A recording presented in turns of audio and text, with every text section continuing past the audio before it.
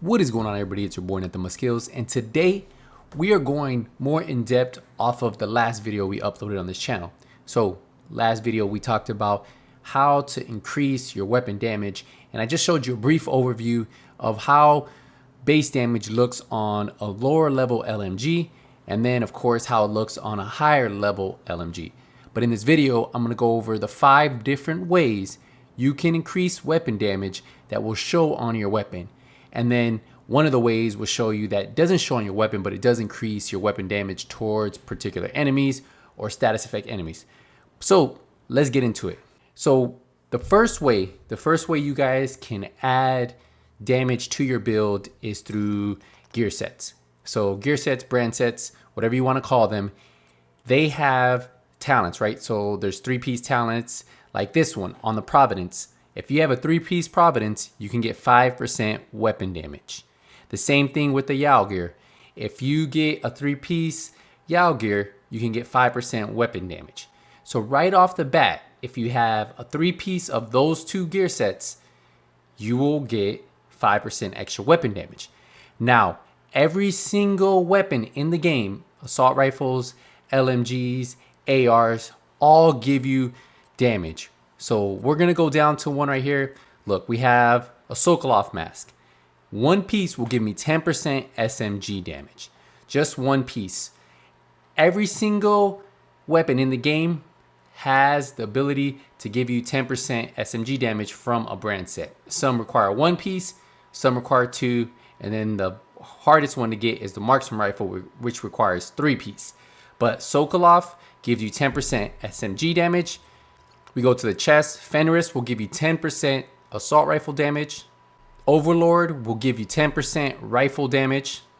Petrov will give you 10% LMG damage.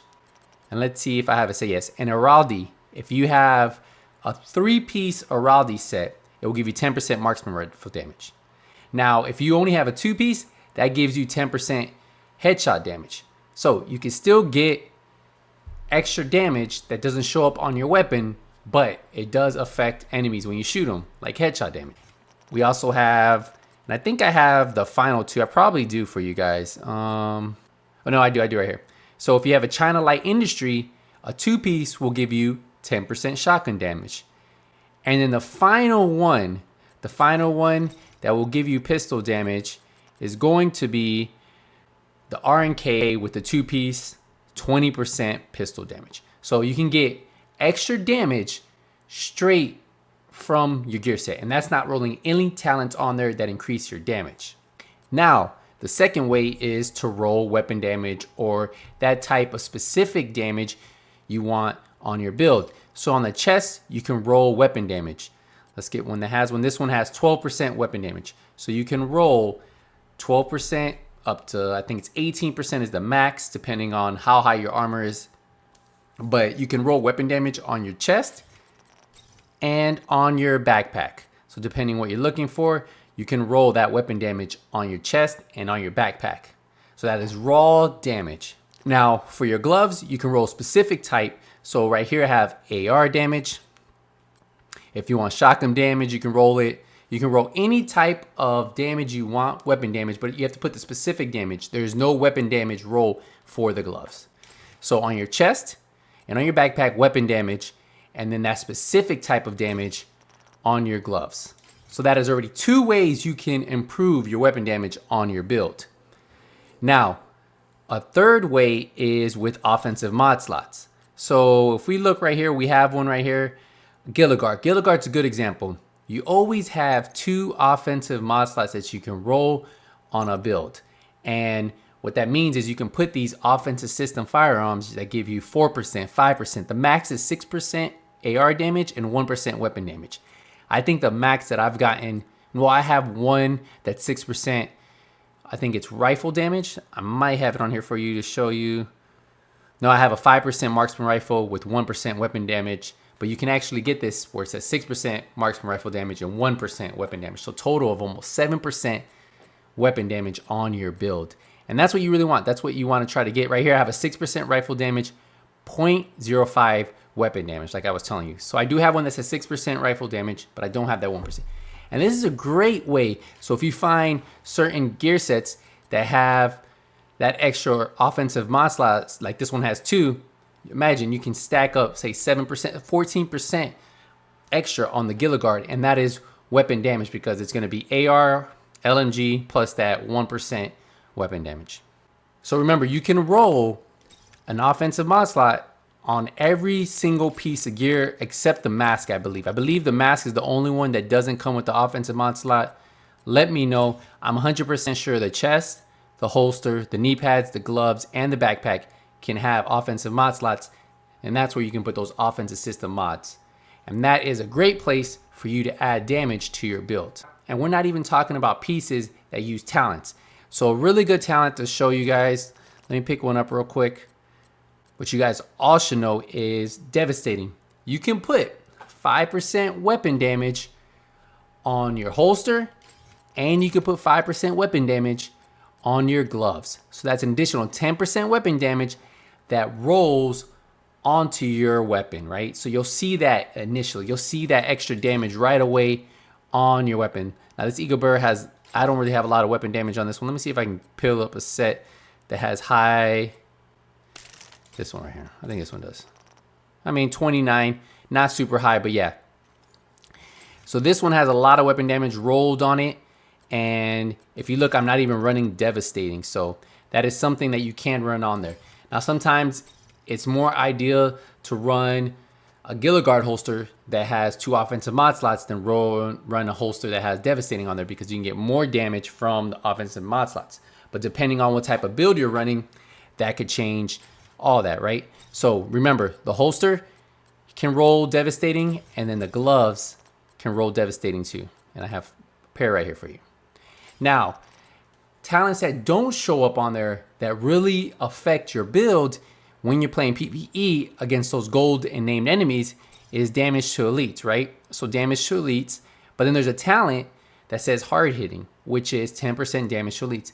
Now, this doesn't add on to that damage on your weapon. So that 29.5k does not show all this damage to elites that you put on there, because remember, that only affects gold or named elite enemies. So when you stack a lot of this on that build, say you have 80%, 90% damage to elites, that's gonna stack with that base damage. So that's why having damage to elites on your build when you're fighting against named elite gold enemies is really effective, but it doesn't show up on the stat sheet for your weapon damage. It shows up on its own stat under damage to elites. So remember, some stats like that don't affect the weapon damage, the base weapon damage, but they do affect the damage you're putting out. Another one is headshot damage, and I think I might have one right here. Yes, precise. You can put this on the holster and on the gloves. That's 15% headshot damage. You can also get this on a 2-piece Oraldi, which is right here. Let me get it for you. Which is another 10% headshot damage. And remember, that alone won't show up on the base damage of your weapon, but it does affect once you're hitting those enemies in the head for PvE and PvP. So you do have that headshot damage that does affect the damage, but doesn't show up on the stat sheet for your base weapon damage. And then we have other stats, right?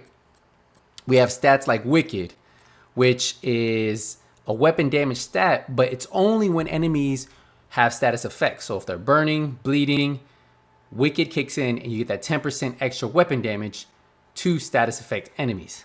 There's also talents on weapons. Certain weapons have talents that affect weapon damage. And let me see if I have one on this one. I think I might have one.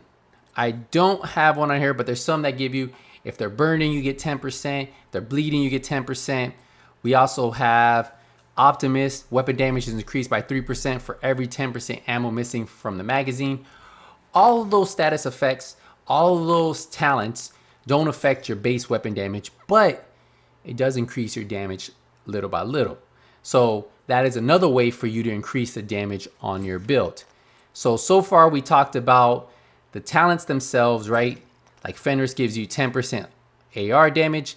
We talked about the rolls on your gear, such as this, like 12% weapon damage on the chest, on the backpack, on the gloves. We also talked about offensive mods that can give you extra damage right there. We talked about talents like devastating, precise, and then the final way that you can get extra damage on your build is simple. It's just by speccing into a specialization that guarantees to give you 15% extra weapon damage depending on what weapons you spec into.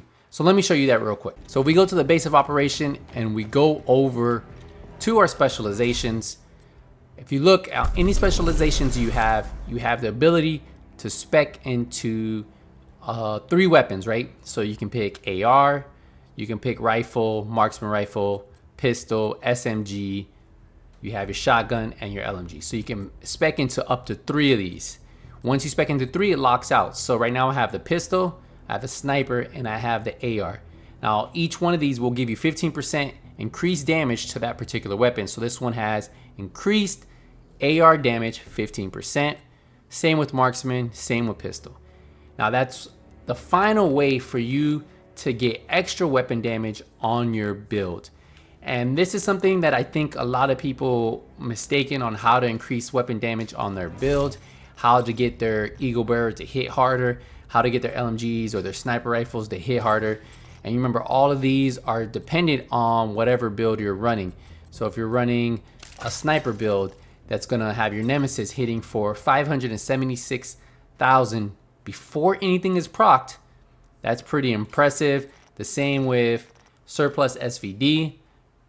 If you have 91,000 on a surplus SVD before anything is active, that's very impressive, right? That's a lot of base damage you can have. But that also is all determined by how much headshot damage you have on there, weapon damage you have on there, damage to elites, offensive mods that you are running. That can all play a factor. Even talents like Spotter, 20% weapon damage to pulse enemies. Talents, gear sets, and mods will make your build that much stronger. So that's something you guys just have to pay attention to. I hope this breakdown of every way for you to increase damage is a little bit more clear than the last video. I see you guys enjoyed the last one. Hopefully you guys enjoyed this one. Remember, if you guys have any questions about anything I put out in any of my videos, use the comment section. I try to check those daily if I can. Sometimes when the comments come in too much, I miss out on some comments, so I'm sorry about that. But I do appreciate all the support. Thanks for liking this video. Thanks for hitting subscribe if you're new to my channel. But for now, guys, until the next Division 2 video, nothing but skills out.